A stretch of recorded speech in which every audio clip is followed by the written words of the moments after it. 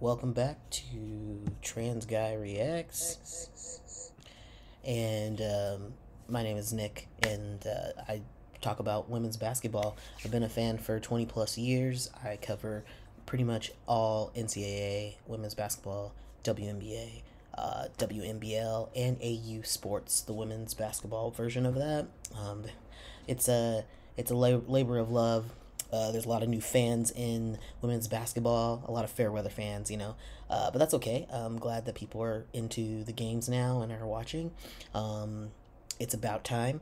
Hopefully this carries over to the WNBA, because there's a lot of hate towards the WNBA for no reason, and people don't watch it because they don't see it on TV, and it's like the cool thing to do, to shit on the WNBA.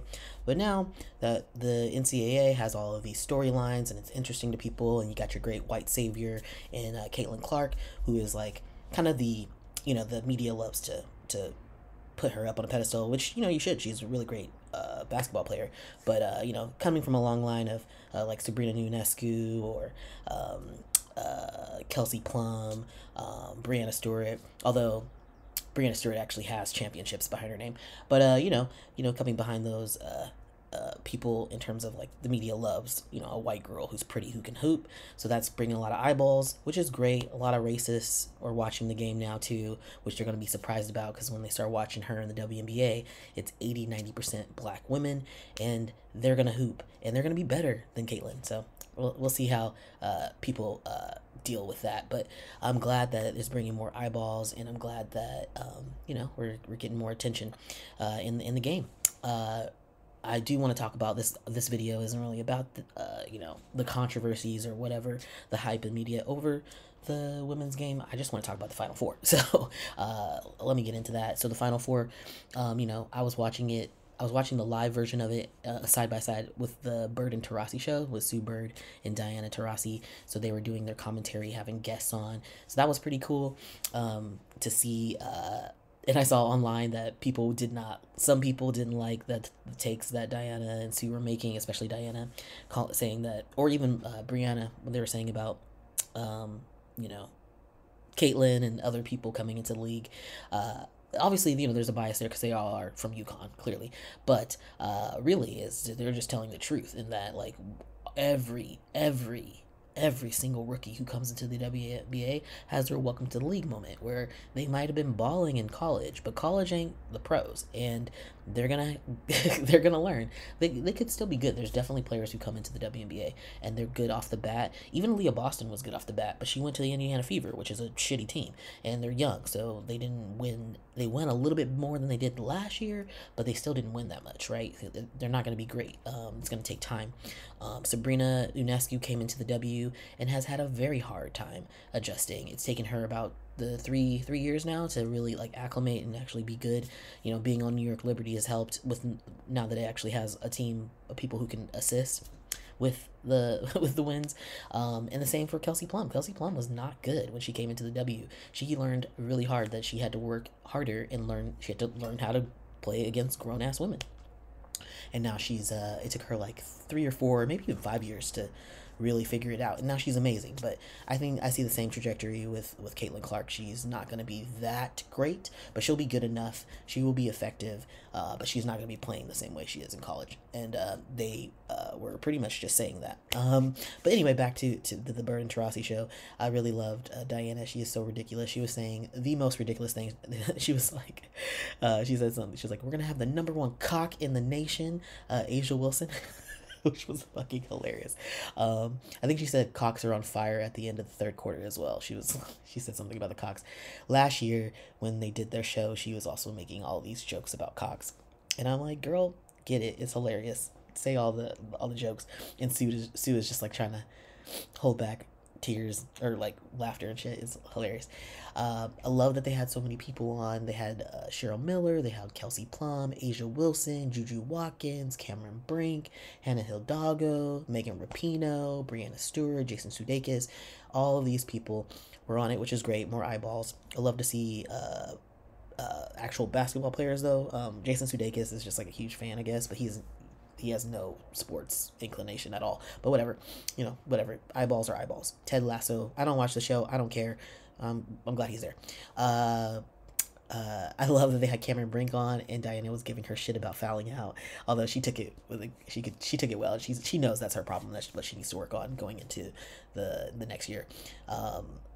And then she thought she's like, I have to stop at Stanford. I love that she was like, I'm done with school. I don't want to. It's Stanford's hard. And I also tired of 3 hour practices. And then Kelsey Plum was like, girl, you still gonna have 3 hour practices, which is funny. A little wake up, welcome to the league, Rook. So it's cute, but it's gonna be good. I'm really excited to see Cameron Brink in the W. We'll see what she does. She does have the foul trouble issue, so we'll see. Anyway, so South Carolina, it was also South Carolina versus NC State. It was pretty close until the fourth quarter, and then of that game. So that was obviously what we're here for. I kind of figured that South Carolina was going to win this game by a lot, and they did. Until the third or fourth quarter started pulling away, as they always do, and the game ended 78-59, almost a blowout, to be honest. It was a little scary because Cardoso did fell. Camila Cardoso fell at one point, and I guess hurt her knee, but she came back. She was strong. Fucking Ashlyn Watkins with 20 rebounds. 20 rebounds off the bench. Off the bench. 20 rebounds. It's the most off the bench rebounds in tournament history. Crazy. Really, really wild. And then I love that. I loved having Aaliyah Boston on the analysts. It was like who was it? Elle Duncan, Andrea Carter, Chinea Wumbake, Carolyn Peck, and Aaliyah Boston. Just black excellence. Just some beautiful black women covering it. I'll say Aaliyah Boston's style is very much like her analyst style is very Big Ten, because that's what she covers as the Big Ten, and I feel like the way that they talk is kind of over exaggerated analyst kind of talk. So she's kind of learning she needs to be a little bit maybe more relaxed. I would, compared to the other women who've been doing it a lot longer, they were more relaxed. They had more rapport. They were like chippy and talking to each other and making jokes. And Aaliyah was a little bit more like conservative, but she's learning. It's fine. She's getting it together. And it was so nice to see her talking to Dawn, getting to interview Dawn. It was such a nice full circle moment there. Yeah, great TV, loved it. So when going back to the Bird and Taurasi show, Jason Sudeikis was on, and I love that when he was on, you saw, this is what the game, UConn versus Iowa game, you saw that Caitlin was struggling because Nika Mule was actually guarding her. And I love that Diana called it out. She's like, this is the obvious of why no one's really guarding Caitlin this whole season. She's like, interesting. And I think that's really true, is no one really guards her. It's really rare you would see everyone like, oh my gosh, she's so amazing. She's all this offense, all these shots. She's a great passer. But I'm like, no one is actually playing defense on her. And when people do play defense on her, she struggles. She has a hard time. And you saw that on display. She only had 21 points or something. But they still won with a very controversial call at the end. We'll say that.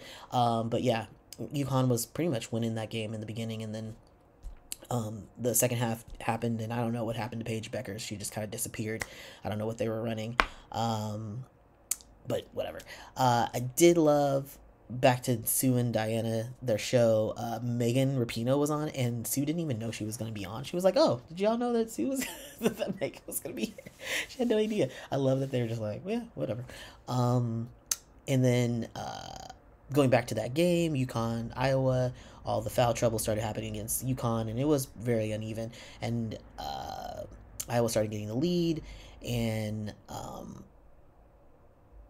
yeah, it was just, and it got tied in the third, and then you just started seeing a difference in just the way. I mean, UConn just wasn't really delivering, and then also the reffing of the game was quite questionable. I did see. I thought was really interesting at the end of the third. They did cut to Alicia Gray hanging out with Dawn Staley, and they were scouting the game, laughing, cutting it up. So I thought that was really funny. That was really nice to see. I love seeing all the WNBA players. There was oh damn, I'm blanking on her name. Young. Oh my gosh, she's on the Aces. Her last name is Young, and I can't remember her first name. Oh, that's so terrible. But she was sitting next to Kelsey Plum, and it was Young. She's amazing player. But you never see her out, so it's just nice to see them there. And I think Becky Hammond was there, and Lindsay Whalen was there. There was quite a few people who were in the crowd that for the game, so it was really cool. All right, and then uh, back to the Diana and or I say the Bird and Taurasi show.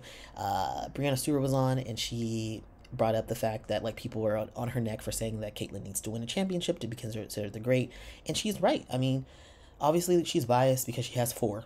Stewart has four championships, but it is true. It's like you can't have all these accolades and not win a championship. It's of course you want that. Of course she wants that. But if she doesn't win it, yeah, it's going to be a question mark on like is she that great? And when she comes to the W and if she struggles in the W, then it's going to be a very big like is she great? Because the vets are coming for her ass. Oh my god, like it's gonna be interesting. Um,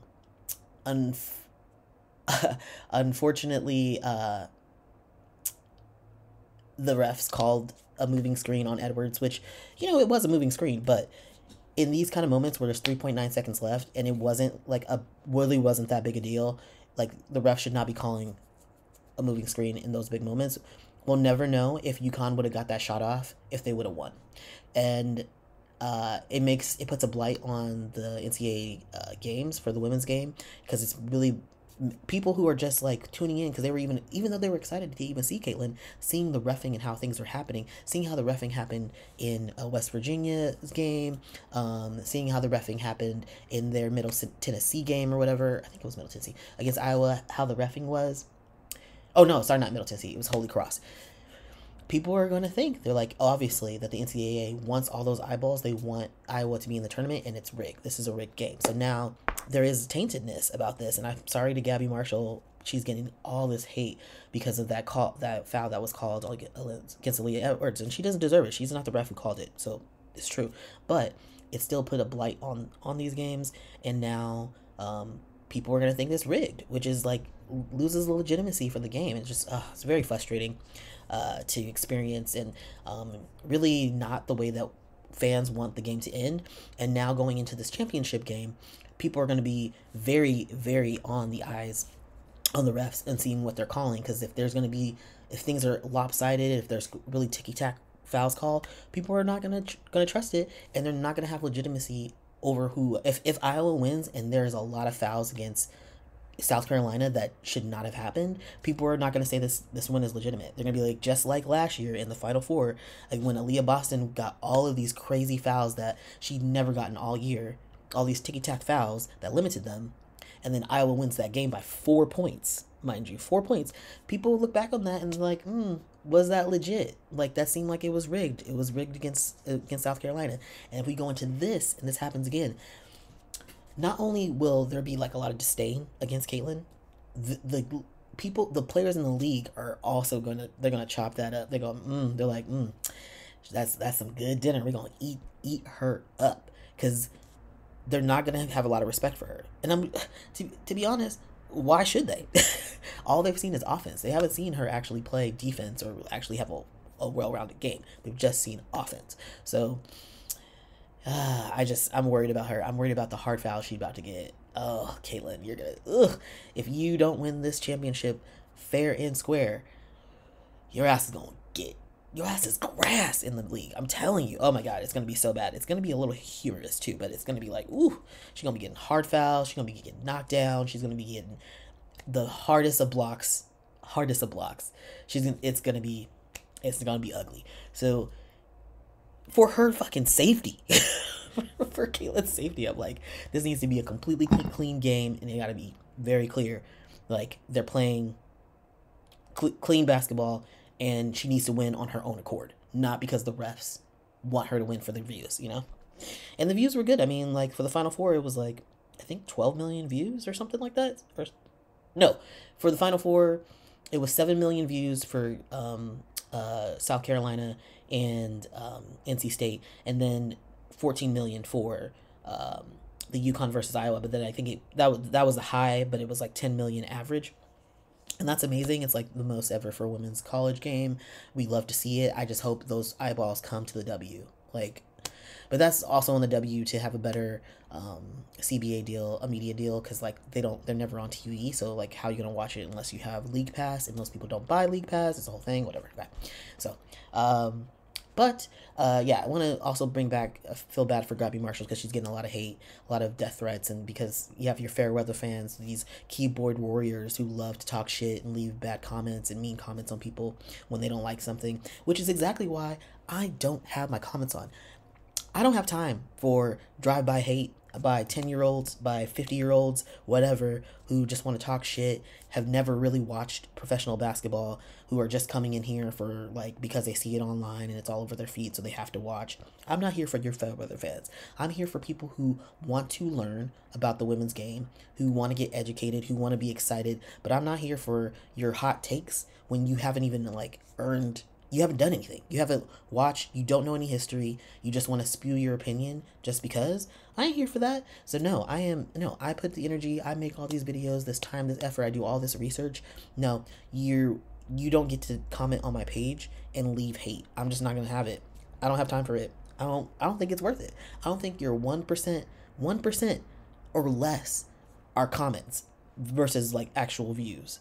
And I'm like, no. And I appreciate people who leave positive comments, who are leaving like actual with context and thinking and critical thinking, but most of the world does not have critical thinking skills. Most of the world cannot spell. Most of the world goes to public school. American public school is trash, and most Americans are kind of dumb. Y'all are kind of dumb. Just be honest. You don't have critical thinking skills. You're not able to really hold things all together, context. A lot of cognitive dissonance is happening within the American public. So I just don't trust y'all. I don't trust y'all. Y'all hateful. Just my name being Trans Guy Reacts will bring people who want to just be hate, like, oh, I don't like those people, so let me just like, nah. Commenting is a privilege. It's not a right. Anywho, let me get off my soapbox and go back to this game. So I did watch. So obviously Iowa won. Very controversial, but also UConn didn't bring it. They only had 6-7 players, so you can't really fault them for that. They got fucking tired. You get it. Sports Center happened with SVP right after the coverage, and Andrea calls out the bad reffing, and so did SVP, which is absolutely, it's like, it's a very controversial way to end this game. And even during the Bird and Taurasi show, Diana made a quick comment about one of the refs being questionable, and because this ref is also a ref in the W. I mean, like, there's issues in the W with some of the refs who are calling things that are dumb, inconsistent, and we have issues with that because a lot of them are coming from the college game, women's college basketball, and then even men's basketball. They're like interchangeable, and so there's different rules on each side, and then they go into the W season, and the first month of the W season, the reffing is absolutely terrible. They don't know the rules. They literally don't know the rules. They have to relearn the rules, and it's a much shorter season compared to college. So like, they're coming from the college game, so they have the college rules in their head, and they're like figuring out in real time the rules of the W. And then a lot of times, like every 2 years, the W changes its rules, so that doesn't help. So yeah. Anyway, but I do want to point out that the coverage, I did count it because I wanted to be like, I want you to see the disproportionateness of the coverage. Like, Iowa has not been that great of a team this year. Caitlin has been a great person, high profile person, and she's elevated her teammates. But South Carolina has an undefeated season. They have all of these amazing players, but they're not getting the same respect because they're black. Let's be real. It's black women, and black people don't get coverage. So, and I wanted to show it directly in this even Sports Center coverage afterwards, right? So 15 minutes were spent on Iowa. The coverage was all Iowa for the first 15 minutes of Sports Center. And then, and that included like Sue and Diana talking afterwards. So it's 15 minutes of Iowa coverage. Then Sue and Diana are talking to Sports Center. They're talking to SVP. And I'm glad they give them the space and say the reality of the situation of like all of these rookies coming into the league will have their welcome to the league moment, and they'll figure out it is a transition. They gave them 5 minutes. So 5 minutes talking. Then we go back to Iowa. 8 minutes spent on Iowa. Okay. So we're already at like 20 something minutes spent on Iowa. Then South Carolina, they talk about South Carolina. They go over the highlights because it is a blowout. I get it. They don't care about the game. And they also don't care because it's mostly black women. They do interview Dawn. 6 minutes, 7 minutes total of South Carolina coverage. Okay. Then they talk about NC State for about 3 minutes.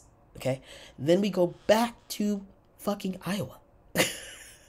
Oh, sorry. No, I'm sorry. We go back to UConn. Sorry. We go back to UConn, and there's post-game questions.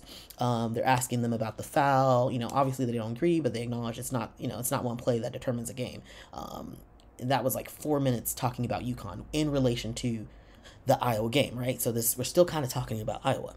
4 minutes of that. Then they go Iowa versus South Carolina. They do a little analysis of that matchup. That they captured Raven Johnson's honesty about how people were repping for them as soon as the whole season they were repping for them. As soon as they lost that one game, there was all this hate. There was all that that video of Caitlin sagging off on her, and that went viral. But that really fueled the fire for Raven, and it's kind of like her revenge tour. And she was like, we got something for everybody. I love that. She's like, we got something for everybody. Yeah, that was 2 minutes. That little Iowa versus South Carolina, 2 minutes. I don't know what the fuck was that? I have no idea what went behind me, but I did something and triggered some balloons. Anywho, that was 2 minutes. And then they go back to they go cover male, like some male sports coverage, I don't know, and for a little bit, and then they go back to Gino or Emma for another 3 minutes to talk about whatever. And then we do another Iowa versus South Carolina focus kind of thing, but only Caitlin is showed on the pic. It's Caitlin and Dawn. I think it was a picture of Caitlin and Dawn Staley, but none of the actual Dawn's team. No one else, just those two. That was 3 minutes. So all of this. Okay, so what do we got? 15 minutes of Iowa coverage, 8 minutes of Iowa coverage, another 4 minutes of pretty much Iowa coverage, then another 6 minutes. The Sports Center was basically 40-50% Iowa coverage, maybe 10 to 20% South Carolina coverage, and then the rest was the men's sports in their coverage. So yeah, that's the situation of the Final Four and the coverage and the media hype and all that. And my take on it, I thought it was really interesting. I really love watching the analyses and the coverage. Just disappointed in the reffing of the game, as I'm sure most people were. And I really hope that, excuse me, I'm having like a coughing fit. I'm going to have to finish this video because I'm dying. I'm really just disappointed with how things went. But, hey, it's basketball. It's the March Madness. It's the Final Four championship. It's going to be crazy. Oh, there's one thing that I wanted to mention. I really hope that Gabby Marshall has peace. She's turned off her phone, she said in her notifications, and I really hope that people leave her alone. It's really ridiculous. I did want to also point out, this is kind of like petty, but I do want to point it out. Did you know that Gabby Marshall is black? Did you know? Her daddy is black, so she's black, right? I didn't know I thought she was. There were times when I look at her through the season and I'd be like, that girl looks a little black. But I wasn't sure. I was like, I don't know. I think Hannah Soki is like one of the only black girls on the team. But I was like, no, she might, I don't know. Gabby seems a little black. And then I saw some like senior night and her grandparents were there. And I was like trying to look for her parents to see what they look like. And I saw her grandparents. I was like, her grandparents are black. I was like, I knew she's fucking black. And then I saw her dad and I was like, oh, her dad is black, but he is very pale skin. He is very fair skin, pale skin, whatever. He is light bright. He is yellow boned, whatever. He is very, very pale. So you wouldn't know it. But the girl's black. And I thought so because I had also seen her with her hair more natural, more curly, more thick. Girl be flat iron her hair. So she passes as white a lot, and I'm sure that's very advantageous to her living in Iowa. It's probably not the most safest place for black people, so I get it. But I just wanted to point that out because I always want to mention it. I'm like, did y'all know girl's black? Okay, anywho, that's my analysis or whatever coverage of the Final Four. Really looking forward to the championship, which is today. I'm filming this and uploading this Final Four coverage right now on Sunday, on the championship day, because I got married yesterday and I was tired on Friday. Okay, I was Friday. I watched the game and then I had to get ready for my wedding. Then I had my wedding, and I'm behind. So you're just gonna have to deal with this. Deal, whatever. I hope you enjoyed watching it. I will see you tomorrow with the coverage of the championship game. See ya later.